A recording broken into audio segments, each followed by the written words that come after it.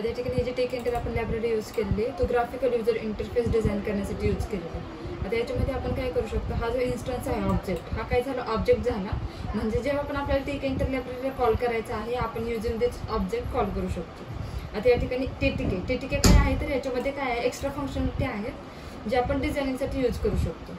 PIL म्हणजेच की पिलो library आहे, कशासाठी यूज केली जाते तर आपल्या याच्या सिस्टममध्ये आपण इमेजेस यूज करतो, बॅकग्राऊंड इमेजेस वगैरे, तर त्या इमेजेसवरती ऑपरेशन म्हणजेच रिसायझिंग असेल रिशेप ते करण्यासाठी आपण यूज करतो। Then take enter file dialog ask open file name. आता हा कधी डायलॉग ओपन होतो ज्यावेळेस आपण काय करतो एखाद्या ओपन फाईलवरती क्लिक करतो आणि ते आपल्या सिस्टमचा ब्राउज म्हणजेच की जिथे फाईल आपण सिलेक्ट करू शकतो तो ब्राउज करतो, तर यासाठी आस्क ओपन फाईल नेम हे फंक्शन यूज केलं जातं। CV2 म्हणजेच की कम्प्युटर व्हिजनची ओपन सोर्स लायब्ररी सिस्टमचा कॅमेरा ॲक्सेससाठी यूज केली जाते। NumPy सिस्टममध्ये जेवढे काही मॅथमॅटिकल कॅल्क्युलेशन होणार आहेत तर मॅथमॅटिकल कॅल्क्युलेशन्स परफॉर्म करण्यासाठी NumPy लायब्ररी यूज केली जाईल। टाइम म्हणजेच की आपल्या सिस्टमचा टाइम जो काय असेल लाईफ ओके तो फेच करण्यासाठी टाइम यूज केलेला आहे। आता हे टाइमचा यूज काय तर आपले जे मॉडेल आहे तर पर्टिक्युलर एका इमेजला रन करण्यासाठी किंवा एक्झिक्युशन करण्यासाठी टाइम किती गेट करतो ओके ते गेट करण्यासाठी टाइम यूज केलेला आहे। SQLite3 म्हणजेच की हा आपला डेटाबेस आहे। देन आता या ठिकाणी आपण काय केलं ग्लोबल FN एक व्हेरिएबल डिफाईन केलेला आहे। देन एक रूट म्हणजेच काय असतो, आता हा जो आपण रन केल्यानंतर आपल्या समोर ही जी विंडो ओपन होते ती विंडो म्हणजेच की रूट आहे ओके। मग आता या रूटवरती तुम्हाला लेबल्स कुठे घ्यायचे, कुठे बटन्स घ्यायचे, बॅकग्राऊंड इमेजेस कुठे घ्यायचे हे सगळं डिफाईन करायचं असेल तर आपल्याला काय करावं लागेल या रूट विंडोचा यूज करावा लागेल। आता रूटला टायटल दिलेले आपण होम पेज आणि रूटची जिओमेट्री काय ठेवलेली आहे 1600 बाय 900 म्हणजेच ही काय आहे तुमच्या स्क्रीनची विड्थ अँड स्क्रीनची हाईट ओके। देन या ठिकाणी आपण WH हे दोन व्हेरिएबल्स यूज केलेले आहेत। आता हे कशासाठी यूज केलेले आहेत तर root.winfo स्क्रीन विड्थ। आता हे फंक्शन आहे आपल्या सिस्टमची जेवढी काय पूर्णपणे स्क्रीन विड्थ आहे ती गेट करून कशामध्ये स्टोअर करेल तो W मध्ये, आणि आपलं विन्फो काय करेल स्क्रीन हाईट हे फंक्शन काय करेल स्क्रीनची पूर्णपणे हाईट कॅल्क्युलेट करून H या व्हेरिएबलमध्ये स्टोअर करेल ओके। देन या ठिकाणी आपण काय केलेलं आहे Image1 Image2 Image3 यांच्यामध्ये आपण काय केलेलं इमेजेस स्टोअर केलेले आहेत 6.jpg 8 देन 3। देन आपण काय केलेलं आहे लोगो लेबल tk.label म्हणजेच की आपण या इमेजेस प्लेस कुठे करतोय सिस्टम वरती तर x = 0 आणि y = 50। आता हे काय आहे तर x = 0 म्हणजेच की आपली ही जी इमेज प्लेस झालेली आहे ते x कडून 0 पोझिशनला झालेली आहे आणि y कडून 50 पिक्सेलचे काय झालेले आहे जागा सुटले ते इथून प्लेस झालेले आहे ओके। देन आता डेफ मूव्ह फंक्शन, आता मूव्ह फंक्शन कशासाठी यूज केलेलं आहे या तीन इमेजेस काय झाले पाहिजे ते लूप मध्ये कंटिन्यूअस एक्झिक्यूट झाले पाहिजे। या ठिकाणी ग्लोबल x हा व्हेरिएबल डिफाईन केलेला आहे आपण। इफ x ची व्हॅल्यू जर 4 असेल ओके तर ती इनिशियलाइज कितीला केली पाहिजे परत x = 1। देन इफ x = 1 असेल तर कोणती इमेज कॉल करा इमेज 1 जे आपली इथे इमेज 1 आहे। देन x = 2 असेल तर इमेज 2 ला कॉल करा, x = 3 असेल तर इमेज 3 ला कॉल करा। असं काय केलं जाईल लूपिंग मध्ये एक्झिक्युशन, आणि ज्यावेळेस हा x इन्क्रीमेंट होईल x ची व्हॅल्यू 4 होईल त्यावेळेस परत काय केलं जाईल ते 1 ला असाइन केलं जाईल। असं कंटिन्यूअस ते लूप मध्ये एक्झिक्यूट होईल। आता रूट आफ्टर 1000 म्हणजेच की 1000 मिली सेकंड्स नंतर काय झाले पाहिजे ते इमेज चेंज झाले पाहिजे ओके, आणि इथे आपण फंक्शन कॉल केलं। क्लिअर इथपर्यंत? आता हे डेफ शिफ्ट, आता हे शिफ्ट काय आहे तर आपले बघा लेबल जे आहे ते कंटिन्यूअस मूव्ह होते शिफ्ट होते, मग ते शिफ्ट करण्यासाठी आपण काय केलेलं आहे या ठिकाणी कॅनव्हास यूज केलेला आहे okay.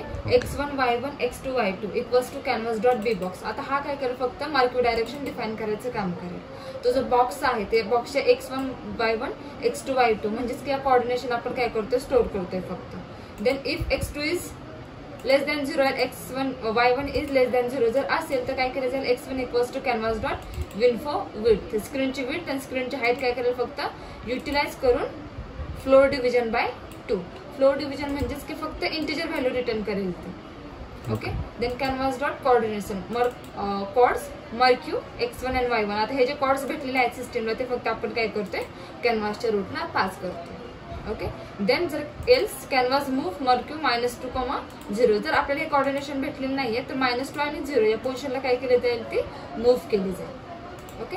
Then canvas create root bg = this. आता हा हेक्साडेसिमल फॉर्मॅट मध्ये कलर आहे म्हणजेच की हा जो बॅकग्राऊंडला कलर दिसतोय तुमच्या मर्क्यूच्या हा ओके, तर हा कलर इथे सेट केलेला आहे ओके।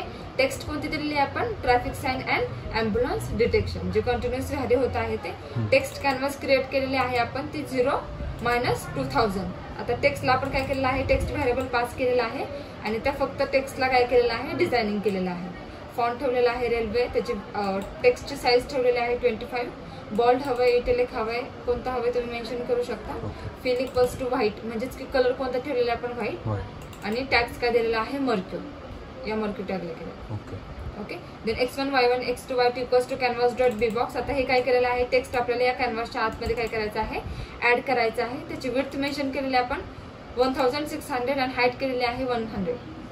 देन कॅनव्हास विड्थ आणि हाईट काय केलेले आहेत मेन्शन करून घेतलेले आहेत. FPS म्हणजेच की किती फ्लिप्स पर सेकंडने काय झाले पाहिजेत, ते मूव्ह झाले पाहिजे, चेंज झाले पाहिजे. आणि या ठिकाणी काय केलेले, ते फंक्शन कॉल केले.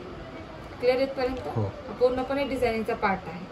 आता याच्यामध्ये बघा आपण बटन्स किती घेतलेले आहेत, log in, registration and exit, जे तुम्हाला या ठिकाणी UI वरती डिस्प्ले होतं. Log in, register and exit. आता या ठिकाणी बघा D2 equals to ticket dot button.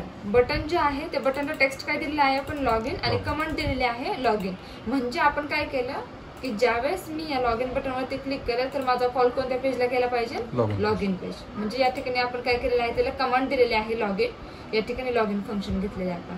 Log in फंक्शनच्या आतमध्ये from sub process import call Python log in dot py. आपल्याला कोणता कॉल गेला पाहिजे, लॉग इन डॉट py या फाईलला कॉल गेला पाहिजे. आता सब प्रोसेस म्हणजेच काय असते, तर एका प्रोसेसच्या आतमध्ये आपण मल्टिपल प्रोसेसेस रन करू शकतो. Okay. Same as it is registration फंक्शनसाठी केलेलं आहे. ज्यावेळेस आपण रजिस्टर बटनवरती क्लिक करू, कमांड गेले पाहिजे आपले रजिस्ट्रेशन, म्हणजेच रजिस्ट्रेशन फंक्शनला, आणि त्याच्या थ्रू काय झालं पाहिजे, registration dot py file open झाली पाहिजे. Okay, clear. आणि हे जो पुढचा पार्ट दिसतो तो फक्त background colour, foreground colour, font, width. आता बॅकग्राऊंड कलर म्हणजेच काय असतो, आता या ठिकाणी ग्रे कलर, आणि टेक्स्ट कलर म्हणजेच की फोरग्राऊंड म्हणजेच की रजिस्टरचा जो व्हाईट कलर आहे तो. ओके, क्लिअर इथपर्यंत. या पेज मध्ये काही डाऊट नाही. DBS क्रिएट इन्स्टॉल केलेला आहे का? हो.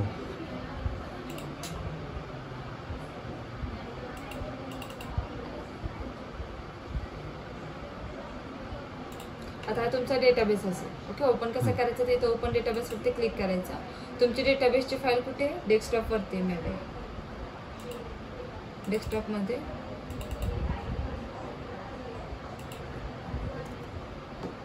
इव्हॅल्युएशन मध्ये ब्राउझर डेटावरती क्लिक करायचा. हा रजिस्ट्रेशनचा डेटा असेल.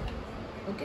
आता याच्यामध्ये आपल्याला काय करायचं आहे, जेव्हा आपण या रजिस्ट्रेशन बटनवरती क्लिक करतो, आता आपण हा जो डेटा फिलअप करणार आहे तो डेटा आपला काय केला जाईल, डेटाबेस मध्ये सेव्ह केला जाईल. तुमचं नेम सांगा. Prashant.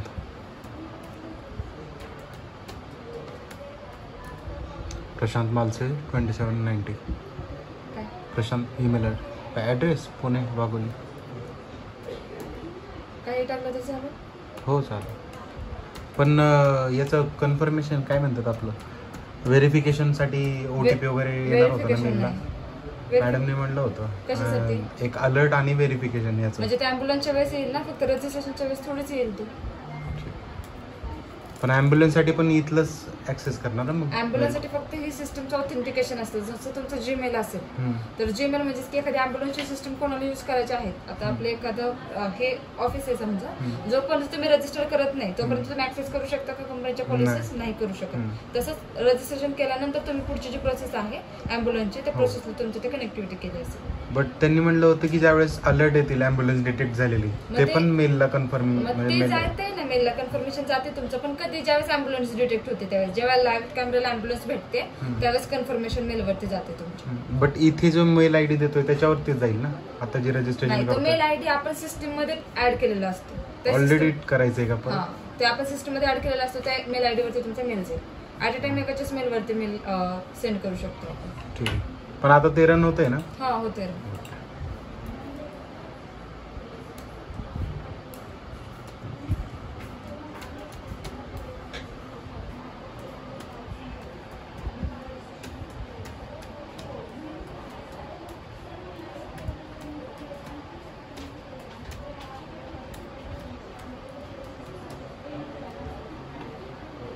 Prashant @123. Okay, account created successfully. आता या ठिकाणी आपलं काय झालं असेल, रजिस्ट्रेशन.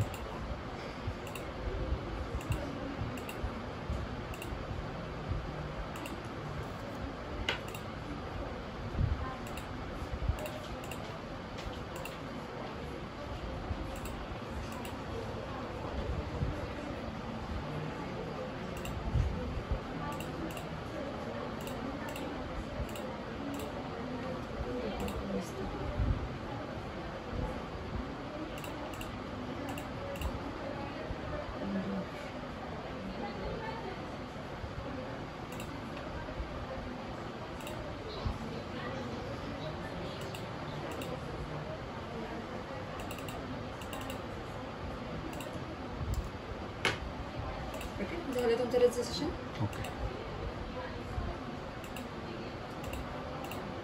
आता बघा हा कोड कसा इम्प्लिमेंट झालेला आहे.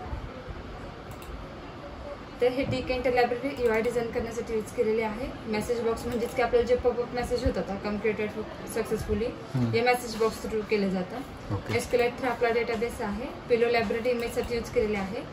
RE मीन्स रेग्युलर एक्सप्रेशन, हे रॅन्डम मीन्स सिस्टममध्ये रॅन्डम व्हॅल्यू जनरेशनसाठी यूज केलं जातं. OS means operating system, CV2 computer व्हिजनची ओपन सोर्स लायब्ररी. ओके. आता या ठिकाणी विंडो म्हणजेच की आपल्या रूटचं नाव काय दिलेलं आहे, ही जी विंडो ओपन होते त्याचं नाव काय आहे, विंडो. या ठिकाणी विंडोचीच काय केले आपण, स्क्रीन विड्थ आणि स्क्रीन हाईट सेट केलेली आहे. देन जिओमेट्री सेट केलेली आहे %dx %d 0+0 आणि त्याला काय केलेलं आहे, फक्त आपण W and H हे दोन्ही व्हेरिएबल पास केलेले. Then window title, registration form. आता हे टायटल कुठे डिस्प्ले होतं, तर आपली ही जी रूटची विंडो इथं वरती रजिस्ट्रेशन फॉर्म हे टायटल डिस्प्ले केलं जातं. Then full name, address, user name हे जे दिसतात तुम्हाला आता ते काय आहेत, आपले व्हेरिएबल्स आहेत. ओके. आणि त्यांचा डेटा टाईप म्हणजेच की आपण फुल नेम म्हणजेच की आपले जे पूर्णपणे कॅरेक्टर्स असतं त्यांचा डेटा टाईप आहे tk.string_var. ओके. आणि जेवढे न्यूमेरिक असतील त्यांचा डेटा टाईप काय असेल, इंट. ओके. हे फक्त आपण काय करून घेतलेले, डिफाईन करून घेतलेले आहे. Then value equals to random.randint. आता हे कशासाठी यूज केलं जाईल, तर सिस्टममध्ये रॅन्डम व्हॅल्यू जनरेशनसाठी. ओके. ज्यावेळेस आपण हा रजिस्ट्रेशन फॉर्म रन करतोय त्यावेळेस बघा या ठिकाणी एक नंबर जनरेट होते. आता हा नंबर कशा थ्रू जनरेट झालेला आहे, तर या रॅन्डम व्हॅल्यू थ्रू जनरेट झालेला आहे.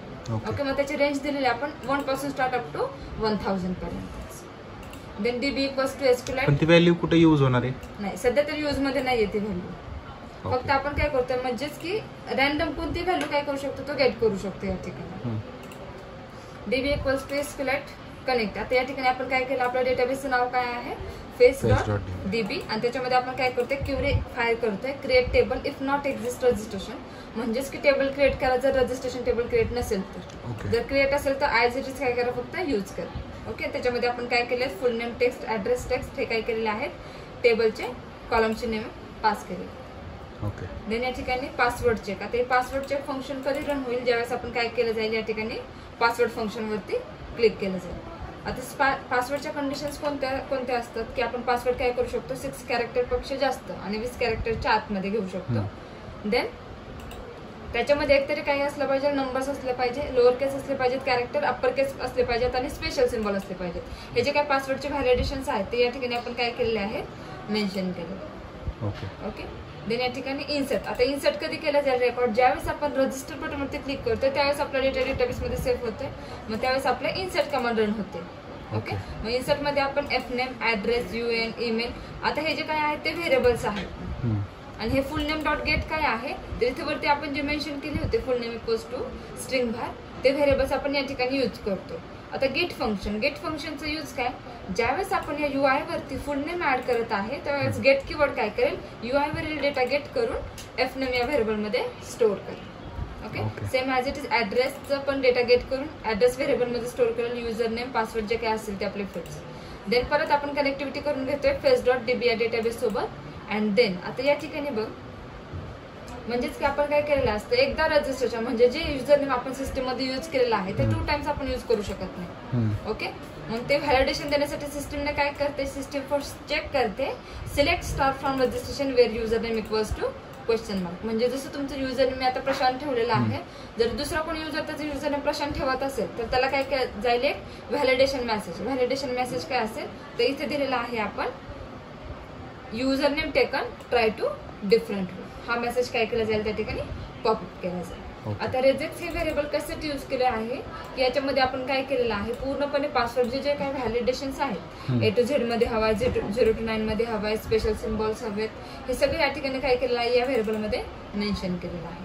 आणि इफच्या कंडिशनला पास केलेला आहे, if RE.search regex and email. म्हणजे या दोन्ही कंडिशन काय असतील, ट्रू असतील तर काय करा, डायरेक्टली रजिस्ट्रेशन सक्सेसफुली करा, अदरवाईज हे व्हॅलिडेशन चेक करा. जर याच्यापैकी कोणतीही केस, म्हणजेच की इफ fname.isDigit. आता कोणाचंही जे नेम असतं ते कोणत्या डिजिट मध्ये असतं का, नाही, ओनली कॅरेक्टरचं असतं. मग या ठिकाणी जर फर्स्ट नेम व्हॅलिड नसेल तर एरर मेसेज शो केला जाईल, प्लीज एंटर व्हॅलिड नेम. ऍड्रेसचं पण सेम, ईमेलचं पण सेम. जर मोबाईल नंबर आपण एक्सटेंड केला 10च्या पुढे पण तरी व्हॅलिडेशन मेसेज दिला जाईल की एंटर 10 डिजिट मोबाईल नंबर. जर एज व्हॅलिड नसेल ओके. एजची लेंथ दिलेली आहे आपण 100. जर त्याच्यावरती गेली तर ती काय करेल सिस्टीम व्हॅलिडेशन देईल. युजर नेमचं ऑलरेडी मी तुम्हाला सांगितलेलंच आहे. पासवर्ड म्हणजे पासवर्डच्या कंडिशनच्या वरती आपण मेन्शन केले ते जर फुलफिल होत नसतील तर हे मेसेज आपल्याला डिस्प्ले केले जाते. ओके. क्लिअर इथपर्यंत. आणि जर एवढं सगळं क्लिअर झाल्यानंतर आपण काय करतोय कनेक्टिव्हिटी करतोय आणि using insert query. Okay. Insert into registration फुल नेम ऍड्रेस युजर नेम हे सगळे व्हॅल्यू आपण काय करतो डेटाबेस मध्ये स्टोअर करतो. ओके. आणि ते स्टोअर झाल्यानंतर सिस्टीम आपल्याला एक मेसेज शो करते अकाउंट क्रिएटेड सक्सेसफुली. आणि आपला ऑटोमॅटिक कॉल कशाला जातो login.py या फाईल. क्लिअर. आता हे जे दिसते ते बॅकग्राऊंडला आपण इमेज घेतलेले आहे. इथे जे दिसते तुम्हाला बॅकग्राऊंड इमेज. ओके. ते इमेजचं या ठिकाणी कोड मेन्शन केलेलं आहे. इमेजचं नाव काय आहे registration.jpg.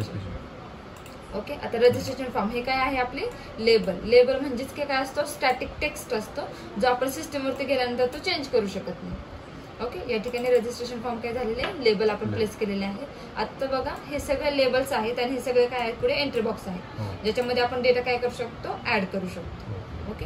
हा पूर्णपणे आता डिझायनिंगचा पार्ट आहे. आता फक्त लेबल 2 म्हणजेच की फुल नेम ऍड्रेस ईमेल आणि त्याच्या पुढे आपण काय केलेलं आहे एंट्री बॉक्स त्यांचे मेन्शन करून घेतलेले आहेत की त्या डेटाची आपण एंट्री गेट करण्यासाठी.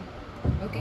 आणि देन या ठिकाणी आपण रजिस्टर बटन घेतलेलं आहे. ज्यावेळेस आपण या बटनवरती क्लिक करू कमांड गेले पाहिजे आपले इन्सर्ट म्हणजे जे मी तुम्हाला आता फंक्शन एक्सप्लेन केले इन्सर्ट फंक्शन या फंक्शनला कमांड गेली पाहिजे. ओके. क्लिअर इथपर्यंत हे झालं आपलं रजिस्ट्रेशनचं. इथपर्यंत काही डाऊट आहेत का बघा.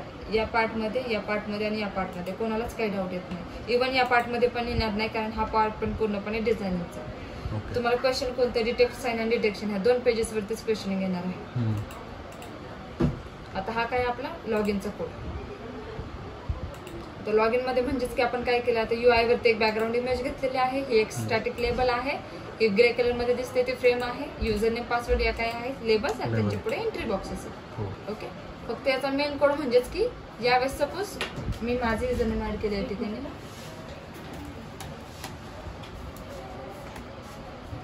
तर लॉग इन होणार का या ठिकाणी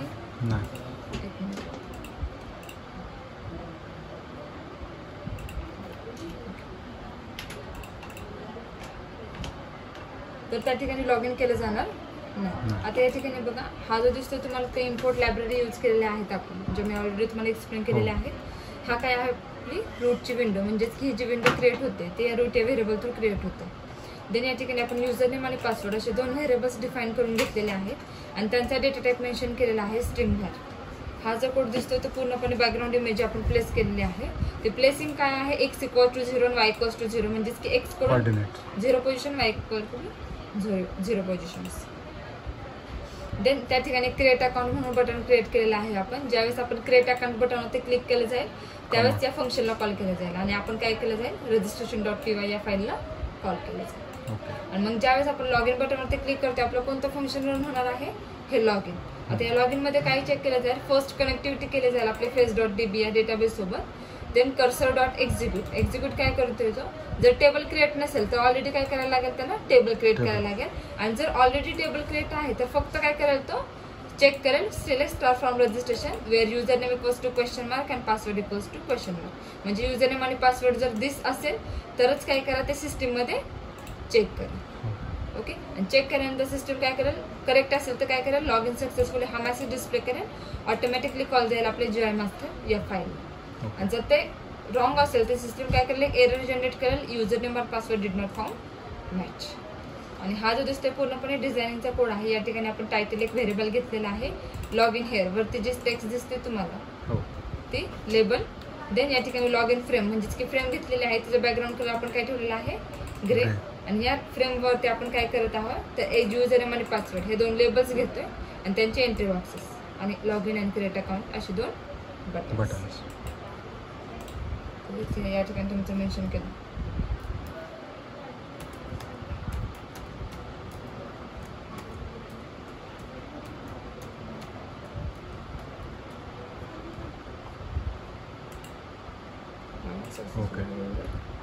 ऑटोमॅटिकली कॉल जाईल आपल्या मास्टर फाईल. मास्टर फाईल मध्ये पण कोडिंग काही जास्त नाहीये फक्त बॅकग्राऊंड इमेज घेतलेली आहे वरती लेबल घेतलेले आहेत इथे 3 बटन्स घेतलेले आहेत. ओके.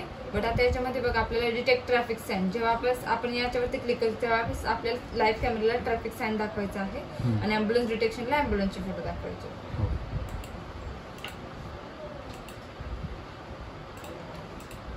आता जेव्हा मास्टरमध्ये ऑलरेडी लायब्ररीज इम्पोर्ट केलेले आहे. त्या ठिकाणी CV2 SQLite3 डेटाबेस आहे. OS means operating system, NumPy library, time.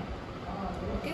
आता हा जो दिसतो रूट व्हेरिएबल कशासाठी, तर आपण ही जी रूटची विंडो क्रिएट करतोय ते विंडो क्रिएशनसाठी प्रत्येक वेळेस रूट घ्यावं लागतं. ओके. रूटला टायटल दिलेले आपण traffic sign and ambulance detection system. आणि हा जो कोड दिसतोय तुम्हाला तो बॅकग्राऊंड इमेजेसचा कोड आहे. Okay. Image equals to image open करतो आपण 1.jpg, तिला रिसाइज केलेला आहे 1800x900. देन बॅकग्राऊंड इमेज कोणतीही गोष्ट असते तर जोपर्यंत आपण तिला लेबलमध्ये कन्वर्ट करत नाही तोपर्यंत आपण तिला प्लेस करू शकत नाही. ओके. देन ही एक लेबल घेतलेली स्टॅटिक लेबल. लेबलचं नाव आहे traffic sign and ambulance detection system, जे आपल्याला इथे वरती डिस्प्ले होते. ओके. त्याचा बॅकग्राऊंड कलर आपण नेव्ही ब्लू ठेवलेला आहे. फोरग्राऊंड कलर आपला व्हाईट असेल.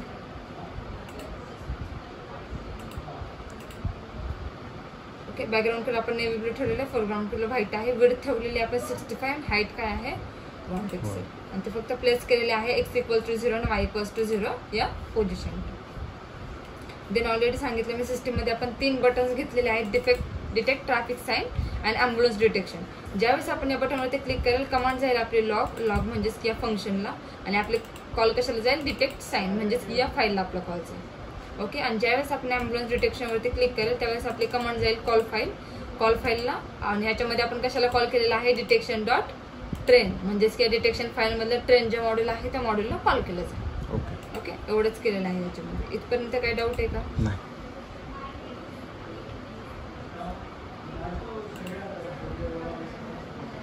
रेकॉर्डिंग स्टॉप करू शकतो.